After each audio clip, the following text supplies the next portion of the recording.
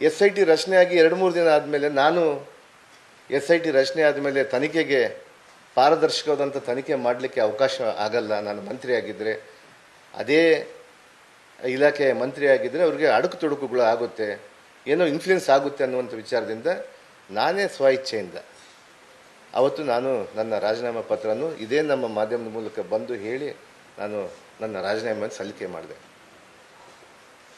ಅದಾದ ನಂತರ ಇನ್ನು 87 ಕೋಟಿ ರೂಪಾಯಿಯಲ್ಲಿ ಕೂಡ 84.68 ಲಕ್ಷ ಏನೋ ಆಗಿತ್ತು. ಅದರಲ್ಲಿ ನಮಗೆ ಈ ದೇಶನೇ ಮೆಚ್ಚುವಂಥ ಕೆಲಸ ನಮ್ಮ SIT ಮಾಡಿದೆ. ಇವತ್ತು ನಮ್ಮ SIT, ಕರ್ನಾಟಕದ SIT ಬಹುಶಃ ಈ ದೇಶದಲ್ಲಿ ಕೂಡ ಹಗರಣ ಆಗಿದ್ದು ಕೆಲವೇ ದಿನಗಳಲ್ಲಿ ನಾವು ಮತ್ತೆ ಆ ಹಣವನ್ನು ವಾಪಸ್ ತಂದಿರುವಂಥ ಕೀರ್ತಿ ಯಾರ್ದಾದ್ರಿಂದ ಅದು ನಮ್ಮ ಕರ್ನಾಟಕದ SIT ಅನ್ನುವಂಥ ವಿಚಾರವನ್ನು ನಾನು ತಿಳಿಸ್ತೀನಿ. ಯಾಕಂದರೆ ಸುಮಾರು 84.68 ಕೋಟಿಯಲ್ಲಿ ಕೂಡ ಈಗಾಗಲೇ ಕೂಡ ತನಿಖೆ ಮಾಡಿ ಪ್ರತಿಯೊಬ್ಬರಿಗೆ ಹೋಗ್ಬಿಟ್ಟು ಡೇ ಆ್ಯಂಡ್ ನೈಟ್ 24/7 ಕೆಲಸ ಮಾಡಿದ್ದಾರೆ.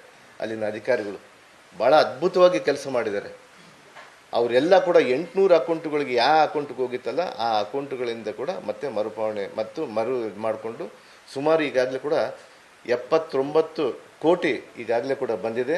ಇನ್ನು ಮಿಕ್ಕಿದ್ದು ಕೂಡ ಬಹುಶಃ ನನಗೆ ತಿಳಿದಂಗೆ ಮೊನ್ನೆ ಕೂಡ ಆ ಮಿಕ್ಕಿದ್ದು ಏನು 4-5 ಕೋಟಿ ಇದೆ ಅದು ಕೂಡ ಬಂದುಬಿಟ್ಟಿದೆ ಅನ್ನುವಂಥ ವಿಚಾರವನ್ನು ತಮ್ಮ ಗಮನಕ್ಕೆ ತರಲಿಕ್ಕೆ ನಾನು ತಿಳಿಸ್ತೀನಿ. ನಾನು ಈ ವಿಚಾರವನ್ನು ಚರ್ಚೆ ಮಾಡಲಿಕ್ಕೆ ನಾವು ಸದನದಲ್ಲಿ ನಾವು ಚರ್ಚೆ ಮಾಡಬೇಕಂತೇಳಿ ಅವ್ರಿಗೆ ಅವಕಾಶ ಕೊಟ್ಟಿದ್ವಿ.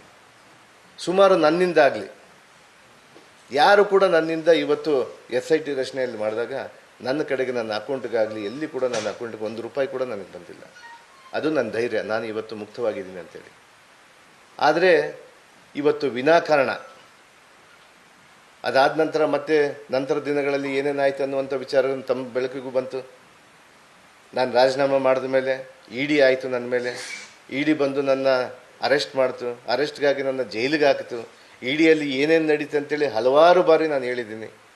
ಯಾರ್ಯಾರ ಹೆಸರು ಹೇಳಿ, ಏನೇನು ಮಾಡಬೇಕು, ನೀವು ಯಾವ ರೀತಿ ಸರ್ಕಾರವನ್ನು ಉಳಿಸಬಾರ್ದು ಅನ್ನುವಂಥ ಹುನ್ನಾರವನ್ನು ಕೇಂದ್ರದ ತನಿಖಾ ಸಂಸ್ಥೆಗಳು ಮಾಡಿದ್ರು. ಆದರೂ ನ್ಯಾಯಾಲಯಕ್ಕೆ ಮೊರೆ ಹೋಗಿ ನನಗೆ ನ್ಯಾಯಾಲಯದಿಂದ ನಾನು ಆ ಜೈಲಿಂದ ಹೊರಗಡೆ ಬಂದ ಮೇಲೆ ನಾನು ಮತ್ತೆ ಅವಕಾಶ ಮಾಡಿಕೊಡ್ಬೇಕಂತೇಳಿ ನಾನು ಕೇಳಿದ್ದೆ. ಈ ನಿಟ್ಟಿನಲ್ಲಿ ನಾನು ಇವತ್ತು ಮಾನ್ಯ ಈ ಸದನದ ವಿರೋಧ ಪಕ್ಷದ ನಾಯಕರಿಗೆ ಈ ಎಲ್ಲ ವಿಚಾರಗಳನ್ನು ನಾವು ಹೇಳಬೇಕಂತೇಳಿ ನಾವು ಅವ್ರನ್ನ ಸದನದಲ್ಲಿ ನಾವು ಚರ್ಚೆಗೆ ಮುಕ್ತ ಅವಕಾಶ ಕೇಳಿದಾಗ ಅವರು ಯಾವುದೇ ಕಾರಣಕ್ಕೂ ಮಾಡ್ತಾಯಿಲ್ಲ. ಏನು, ಒಬ್ಬ ದಲಿತ ಮತ್ತೊಮ್ಮೆ ಮಂತ್ರಿ ಆಗಿದ್ದಾನೆ,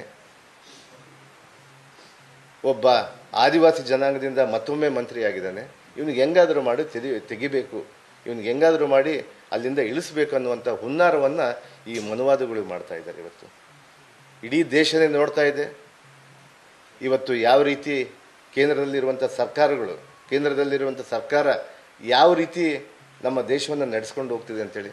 ಅದರಲ್ಲಿ ಮುಖ್ಯವಾಗಿ ದಲಿತರನ್ನ ಈ ದೇಶದಲ್ಲಿ ಈ ಮನುವಾದಿಗಳು ಇವತ್ತು ಯಾವ ರೀತಿ ನಡೆಸ್ಕೊಂಡು ಹೋಗ್ತಾ ಇದ್ದಾರೆ ಅನ್ನುವಂಥ ವಿಚಾರವನ್ನು ಈಗಾಗಲೇ ದೇಶಾದ್ಯಂತ ಕಣ್ತೆರೆದು ನೋಡ್ತಾ ಇದೆ.